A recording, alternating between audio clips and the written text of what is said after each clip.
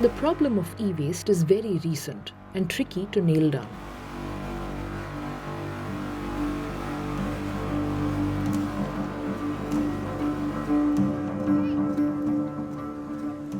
Unlike probably 10 years back when the producers made products which lasted a little longer, currently the products are made for dump. Right now, if you see, the word which is coined for this is designed for dump. So most companies will make products which are designed for dump so that you can dump it easily and buy new products. So that means there will be more and more electronic waste in the country, and the infrastructure right now is not enough. India is the largest generator of e-waste in the world. And for many years, the waste has been processed by an ill-equipped army of informal workers, often prone to serious health hazards. But this is very slowly changing.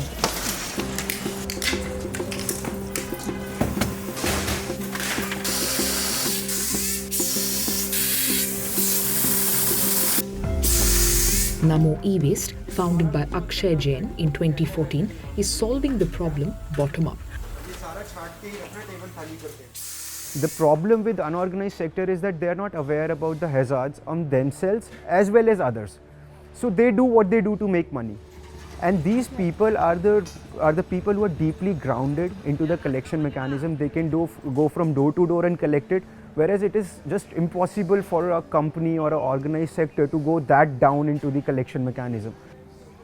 Whereas in our model now, we are trying to incorporate them, make them our collection agents. It's always better that they do their job, which they are best at, because they can control the cost there, while us as a company going directly to the public, there will be, of course, more cost that would be involved. So with these people, I see them as an asset in the value chain. Santosh Yadav, who migrated to Delhi from the neighbouring state of Uttar Pradesh, is one such worker. He was an informal recycler earlier, but today has the skills and knowledge to understand the impact of his work. जैसे ये चीज़ें अगर बाहर पड़ी रहेंगी तो सड़ेंगी, बदबू फैलेगी, क्योंकि पीवीसी में तो वैसे ही बदबू होती है.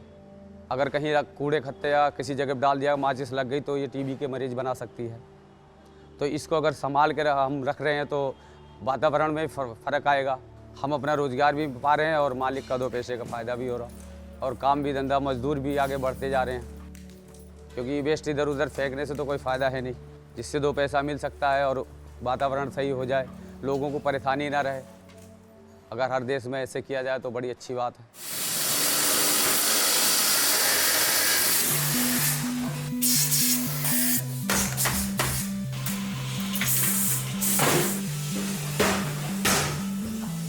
With the help of informal workers who've been brought into the fold, the startup is present in 26 states across the country and processes 70% of all the e-waste generated.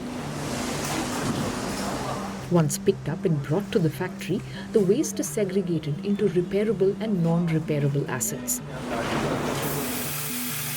The ones that can be repaired are put back into the market at a quarter of its cost, and the non-repairable ones are picked apart and recycled further.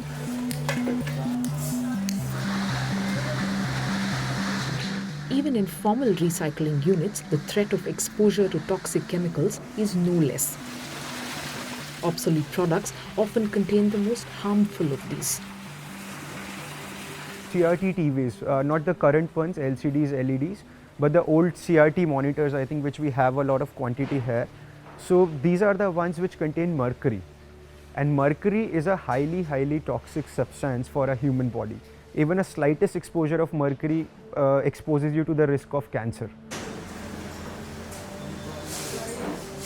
CFC gases comes out of these large appliances like air conditioners and refrigerators. We extract those gases and store it properly and then dump it carefully.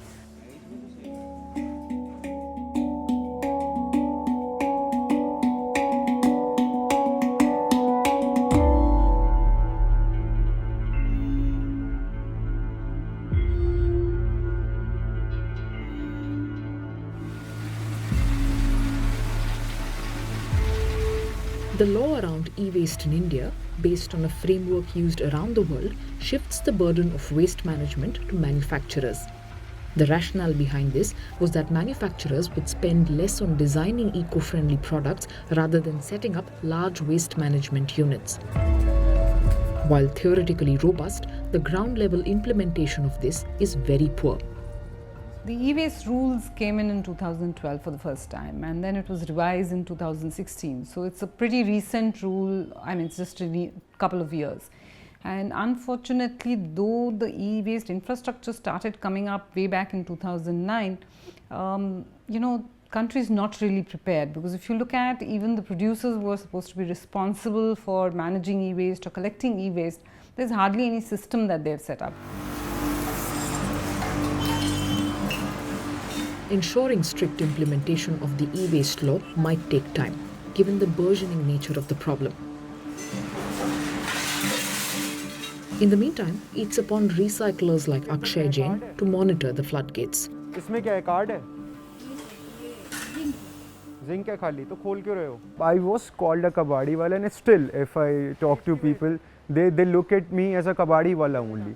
But again, if you organize something, there is a potential in everything. That is how I see it.